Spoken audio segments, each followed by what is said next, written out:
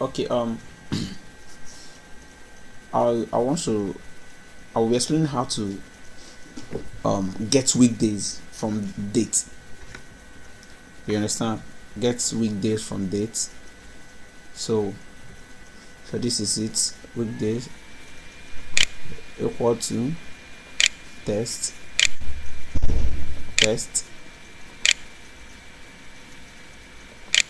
tab.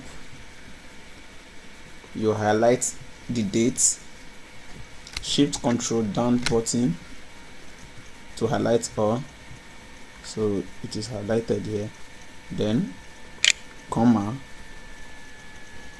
then open string, open quote.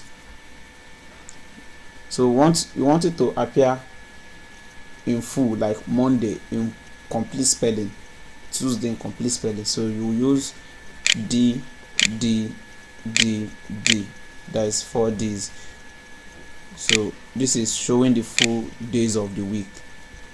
So close the quote and close the bracket and press enter. This is it. Thank you for watching make sure you subscribe to my YouTube channel.